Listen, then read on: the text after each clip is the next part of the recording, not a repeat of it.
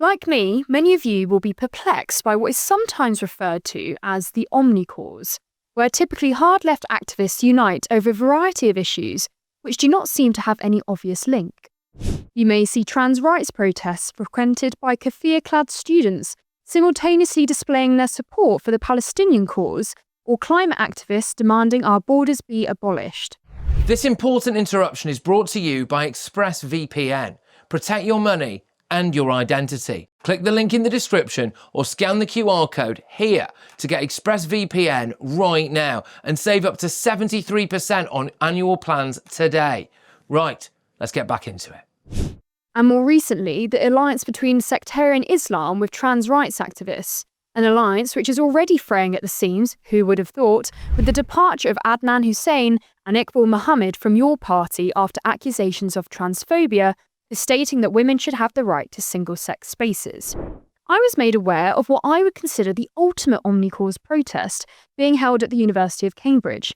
Advertised on the University of Cambridge Student Union website as a student-staff solidarity rally, it said that staff and student unions are coming together in support of arms divestment and against repression, in support of trans members of the university, in support of casualised workers, and against budget cuts and redundancies.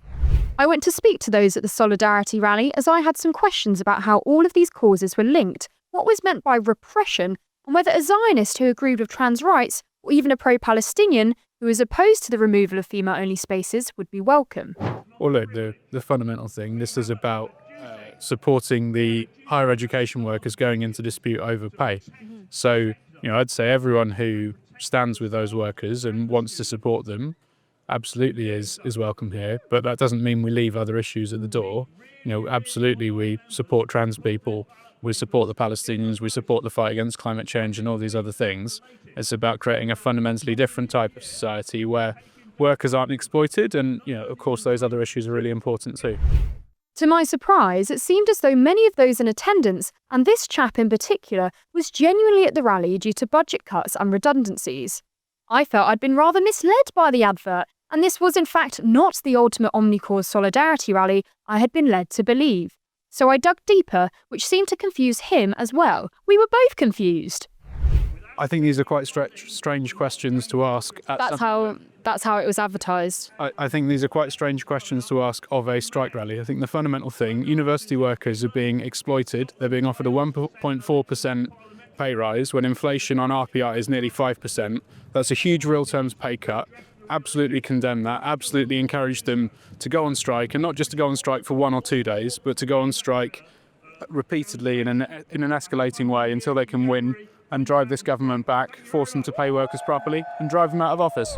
But after some more digging, it eventually all came flooding out. Every time you're online, your money and your identity are at risk. Scams now make up nearly 40% of all crime in the UK. That's thousands of attacks every single day. In Britain, someone has their identity stolen every 2 minutes, leaving victims with wrecked finances and years of stress. The threat is real, and you could be next. ExpressVPN is your shield against criminals. It locks down your devices, hiding your personal information and financial details from hackers, scammers, and anyone else looking to exploit you. So whether you're checking your bank, shopping, or just browsing, ExpressVPN makes you invisible to prying eyes trying to steal your money and your identity. ExpressVPN shields your data with military-grade AES 256 encryption. That's the same standard trusted by the US government to guard classified information. This is the highest level of online security you can get. So don't wait for disaster. Secure up to 14 devices at once and get powerful password protection. Real support is available 24/7 because cybercrime never sleeps. Save up to 73% on annual plans today. Every moment you hesitate is another moment you're exposed. Protect your money and protect your identity. Get ExpressVPN right now. The reason why I ask is because the way that it was advertised, it was about a divestment of arms and trans rights as well. And I wondered how that came into the main reason that you're striking about pay. Well, because the people here rightly believe in more than just decent pay for workers and ending the exploitation of workers, but in supporting liberation for trans people, And what do you mean by liberation for trans people? standing with trans rights. What do you mean by that? To you and your. I think it's quite clear. I think there has been an enormous hate campaign perpetrated by the right of British politics, including the channel GB News, which has tried to drive trans people out of public life, which has led to them being harassed in toilets and so on. I think it's absolutely right that workers in their organisation stand against that. An enormous hate campaign perpetrated by the right of British politics, including GB News, to drive trans people out of public life.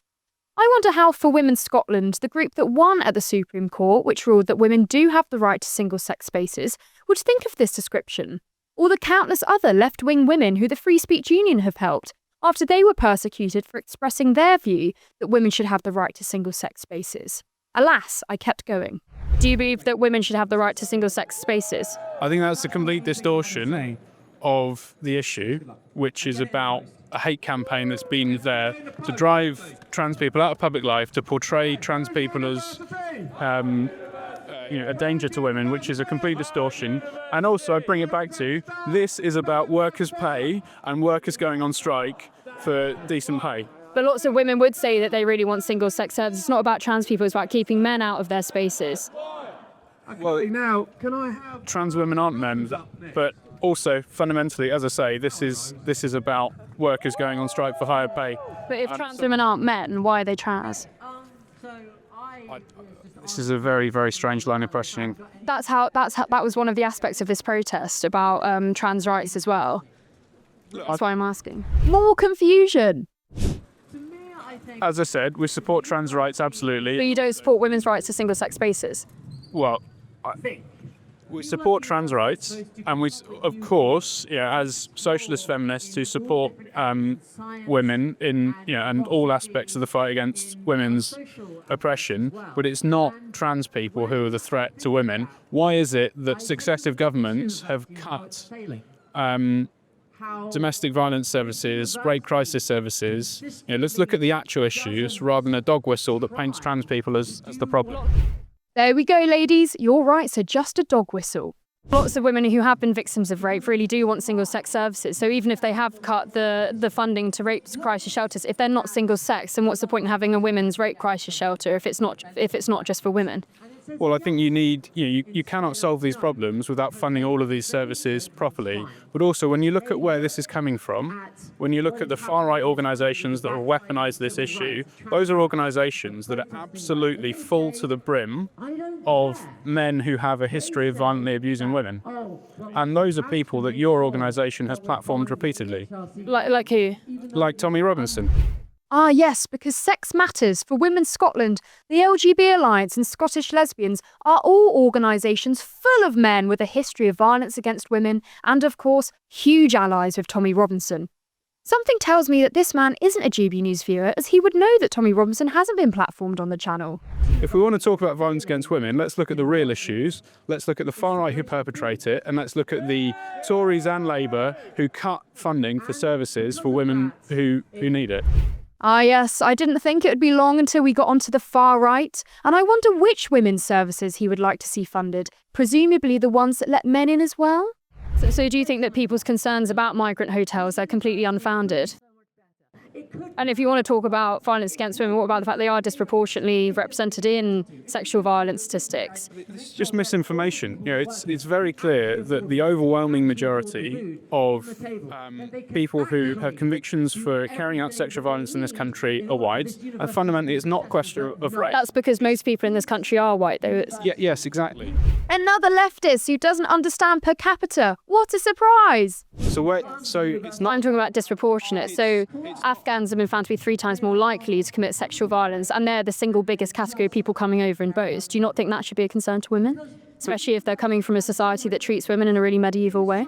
Pursuing this approach to it, which is racist, which looks to scapegoat migrants, is not going to do What's racist about talking about the real aspects of cultural differences between men from countries that treat women in an awful way. If you'll allow me to finish, this isn't going to solve anything for women and the correct fears of sexual violence. The things that will solve it is not scapegoating migrants, it's the things I've outlined. Fund these services properly, deal with the far right who are a big part of the problem, but also the conviction rate for rape is appallingly low. Effectively, it's been decriminalised under successive governments, Tories and Labour. Why not have that addressed? Fund the courts properly, fund the services that are required, rather than this scapegoating of migrants. So there you have it, ladies. You're a racist if you talk about the threat of men from cultures that have a medieval view of women. The far right are the biggest part of the problem. No mention of Pakistani rape gangs and the failure of our justice system in that regard, of course. Single-sex spaces are a dog whistle. Women's rights campaigners have unleashed an enormous hate campaign. And you can only have the correct fears of sexual violence. Well, I never. I'm Connie Shaw. This is GB News Originals. Don't forget to like and subscribe.